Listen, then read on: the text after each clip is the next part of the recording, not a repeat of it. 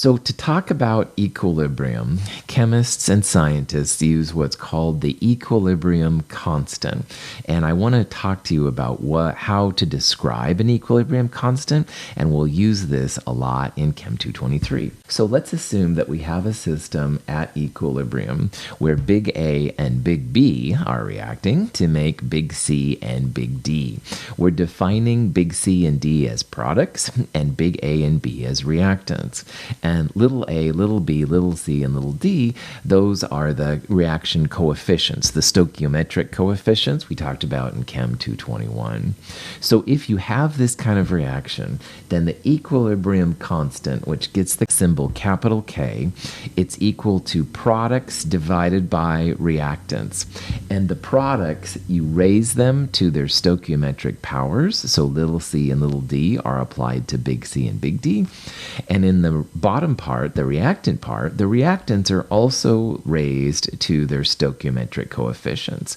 So notice that big A is raised to little a, and big D is raised to little d. That's the idea here that's going on. Equilibrium constants are always effective at a given temperature. They do change with temperature, and we'll talk about that later too. But if you know this value of K, and K again is nothing more than a number, all right, you can actually predict concentrations of products or reactants for a given reaction. So knowing a value of big K is important, all right? You can do a lot of things with it. Now, because K is based on reactant and product concentrations, which are moles per liter, or moles or grams, and because in chemistry, grams can never be negative numbers, K will just be a positive number. It will always be larger than zero. It will never be equal to zero, and it will never be equal to a negative number. The numeric value of K is going to be really important to us, but I do want to point out, it's always going to be a positive number, and we'll see more about how to do this. So again, K, products divided by reactants, raise all your products and reactants to their stoichiometries. We'll see what we can do with this. Which of the following is the correct form of the equilibrium constant for that given reaction? And it's 2 SO3s going to 2 SO2s plus O2. Okay, so equilibrium constants K are products divided by reactants. And in the way that this reaction is defined, and that's going to be super important to us, SO2 and O2 are products and SO3 are reactants. So you can see, for example, answer A, in the top part, the numerator, you do have SO2 and O2, and in the bottom, for the reactants, you have SO3. But the other thing you have to do is raise the reactants and products to their stoichiometries. In this reaction, that means a 2 will be applied to SO3, so it would be like SO3 squared. You'd also do the same thing to SO2, but O2, you would have it just to the first power, and anything to the first power is itself, so people don't usually put the superscript 1 up there. So answer A is not correct because the SO2 and the SO3 in the denominator both need a squared term. So if you look, looks like answer B is going to be right then, because you do have a 2 squared by the SO2 and a 2 for the SO3. The O2 has just an invisible 1. So this is how you describe an equilibrium constant, all right? Products divided by reactants, raise them to their powers, you're good to go. If you're curious where equilibrium constants, quote unquote, come from, they in reality come from the kinetic rate constants that we talked about at the end of Chemistry 222. Now, this is a slide that's more informational, and if this is like, blah, blah, blah, blah, blah, blah, and it doesn't make any sense, then you can honestly just ignore it. But I know that a lot of you are curious about where these things come from, so let's talk about it. In Chem 222, at the end, we talked about kinetics. For a rate law, if it was an elementary reaction, then rate equals some kind of K, and if it was elementary, then it would be NO2 squared. That's assuming reactants are going to products. So notice in the first rate law, which is what this thing is right here, I added a little f. The rate in the forward direction, which is NO2 going to N2O4, would equal Kf, the forward rate constant, times NO2 squared. Now, because it's equilibrium, though, we need need to think about the rate from the reverse reaction, and that's what the little r stands for. So if it was from N2O4's perspective, then you'd write rate equals K times N2O4. And again, if it's elementary, then the reactants will appear in the rate law as they have right there. So there's just a 1 because the stoichiometry is 1. Hopefully you're kind of seeing now maybe where these stoichiometries come from. So if you combine the forward and the reverse rates, and you also play with the reactants, so if you couple this with the fact that if rate in the forward direction should equal the rate in the reverse reaction, because everything is settled down like we talked about earlier, then what you can do is let those two equal each other. Kf times NO2 squared equals Kr times N2O4. Put the products in the top, reactants in the bottom, so N2O4 divided by NO2 squared, and that equals Kf divided by Kr. Remember, rate constant K's are just numbers, equilibrium, so that's where K comes from. Big K is basically the forward K rate constant divided by the reverse K rate constant, Kf divided by Kr. And if you remember from Chem 222, we definitely looked at how little k was temperature dependent. We used those to find the energy of activation, stuff like that. So the big K equilibrium constants are also temperature dependent. They're going to have different things. What's really important for you from this slide, first of all, is that this is where big K's come from if you're curious. But more importantly, use big K for equilibrium all the time, all right? Don't use little k. Little k in my world is used for kinetics, and that's a big difference and stuff. You have to have little k's for kinetics, big K's for equilibrium. Oh, joy. This graph is the concentration of reactants and or products on the y-axis. And on the x-axis, we're seeing the progression of this reaction, like reactants turn into products, stuff like that. And you can see that at first you had just H2 and I2. Those are the red and blue lines if you look carefully. And initially there was no HI. But after a while, you can see the H2 and the I2 do react, and they form the HI. And once you get to the place where basically the concentrations of reactants and products are pretty chill, then you end up with quite a bit of HI, and you don't have as much H2 and I2. This little part right here, which I put the little bracket in there, that shows the place where essentially equilibrium has been established. Product and reactant concentrations have kind of stabilized. All right, at first it was too dynamic, but then it becomes stabilized, and that's where equilibrium lies. And so equilibrium, again, it doesn't happen immediately. It takes a little bit of time. Sometimes that time can be like milliseconds, and sometimes it can be like days or years. It's hard to say. But always there is going to be a little bit of time as reactants and products kind of stabilize with each other. The reactant concentration will decrease all the time, and the product concentration will increase all the time. All right. In this particular example now, the products, as you see, are at a higher level than the reactants, and that will be important to something we'll talk about here in a little bit. In the equilibrium region, in the part where the little square bracket kind of thing is, we would write the equilibrium constant K as the HI, the product, and it would be squared because of the stoichiometry of 2, and we would divide it by both the H2 and the I2. H2 and I2 have the invisible 1 out there, so it would just be 1. Anyway, scientists have actually studied this reaction in considerable depth, and they have found that the equilibrium constant K is 55.3. And again, usually people don't record the units of big K, just like we didn't usually record the units of little k in Chemistry 222 for kinetics rate constants, if you remember. And if you don't, it's totally fine too. Just realize that most of the time K, the units are not included. If you do include them, that's fine, but if you don't, it's no big deal.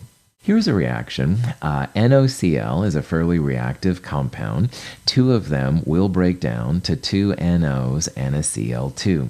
This is an equilibrium though. So while some of the NOCl will break down to NO and Cl2, some of the NO and Cl2 that form will reconverge into NOCl. This is the joy of equilibrium. So in this problem, we start with 2 moles of NaCl in a 1-liter flask.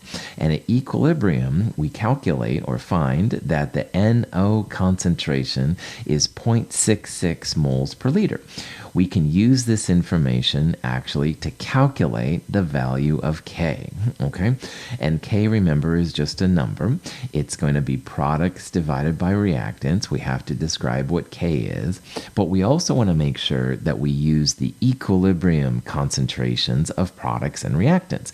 We don't want to use the initial parts. If you have an equilibrium problem where you want to solve for an equilibrium constant K, you need to set up what we're going to call an ICE table. And ICE is an acronym. First of all, when you set up an ICE table, you want to put reactants followed by products. So reactants on the left and products on the right. So for this reaction, NaCl would be the one reactant, and NO and Cl2 would be the products you can see next to it. And then ICE, the I of ICE stands for the initial. And most of the time in these ICE tables, we're going to use moles per liter. So NaCl, we start with 2.00 moles in a 1-liter flask. That means the initial concentration of NaCl, 2.00 moles per liter. On the other hand, we don't start with any NO or Cl2. If you read through that problem, it says at equilibrium, we find some NO, but we don't start with any NO. So both NO and Cl2 are 0. But because this is equilibrium, products will be formed from the reactants. That's what equilibrium is. You've got some of everything. So in the ICE table, the C stands for the change of going from the initial to the E, the equilibrium part. So ICE, initial, change, equilibrium. At equilibrium, that's where we have 0.66 moles per liter NO. We didn't have any to begin with, but now we have some, all right? So an ICE table, initial, change, equilibrium on the left, and then you put reactants and products on the top part right there. Now, if you think about this long enough, if NO went from 0 to 0.66, that means the NO concentration changed. It increased by 0.66 moles per liter. So the change is literally the change between the equilibrium and the initial part. And NO went from 0 to 0.66. That means it changed by 0.66. You can't get something from nothing, all right? The 0.66 had to come from somewhere. And the 0.66, the change in NO, came from the NaCl breaking down. So NaCl broke down to make the NO. And you can see from the stoichiometry of the reaction up above, 2 NaCl's make 2 NO. So if 0.66 moles of NO were made per liter in this reaction, and the stoichiometry is 2 to 2, that means that the NaCl had to go down by 0.66. Again, you can't make something from nothing. So NaCl went down by 0.66, while NO went up by 0.66. This is where knowing an equilibrium concentration is really helpful, because if it started at 0, you can see how much it went up, and you can see also then that the NaCl went down by 0.66. Now, the equilibrium is literally initial, and then you add the change to it. So in this case, it was 0 plus 0.66 to get an equilibrium of 0.66 moles per liter NO. But for NaCl, that's going to be 2.00 minus 0.66. We can calculate the equilibrium concentration of NaCl. It's 1.34. It's 2.00 minus 0.66. So knowing the concentration, the equilibrium concentration of NO, allowed us to calculate the equilibrium concentration of NaCl as well. But we're not done yet. Remember in Chem 221, for every 2 moles of NO that were formed, you also end up with 1 mole of Cl2. NaCl doesn't just make NO, it makes Cl2 as well. And if it made 2 amounts of NO, then Cl2 will be half that number. So if the NO increased by 0.66, then the Cl2 went up by half of that. It went up 0.33 moles per liter. Again, it all comes back to that stoichiometry again, that 2 to 2 to 1 ratio. 2 NOs that are made means that 1 Cl2 is made, or 0.66 divided by 2 essentially is 0.33. So at equilibrium, this is going to be 0.33. You can always use stoichiometry to figure those equilibrium values out if you want to. So as an example of this, let's take the 0.66 moles of NO per liter, and there are 2 moles NO per 1 mole Cl2. You can see that's where the 0.33 number comes from. It literally is the stoichiometry. You can do the same kind of thing, and you can find the change of NaCl. You can also say 0.66 moles per liter NO per liter have formed. There are 2 moles of NO formed for every 2 moles NaCl that break down. So you can see 2 over 2 is like 1 to 1. That means that the change number is going to be 0.66 for the NaCl. It has to go down. That's the source of this reaction. That's why it's negative, but it is the same kind of thing. So these changes are based on stoichiometry. If you look at the change line, it's a 2 to 2 to 1 ratio, 0.66 to 0.66 to 0.33. That is 2 to 2 to 1, just like the stoichiometry. However, it is also reactants versus products. The reactants in this side are negative. The products in this side are going to be positive. You're always going to have a line like that between negative and positive. Sometimes the products will be decreasing and the reactants will be increasing. You don't have to think about these as reactants going to products. You can think about them as products going to reactants. So, all being said, these are the numbers you should get. You can use stoichiometry to do it, which is fantastic. You can also kind of figure it out in your head, but this is how they figure out the equilibrium parts. It's the equilibrium line that we're going to use to calculate the value of K on the next slide. The initial parts just tell us how much are there. The change tells how things are being affected. And again, change level is going to be affected by stoichiometry.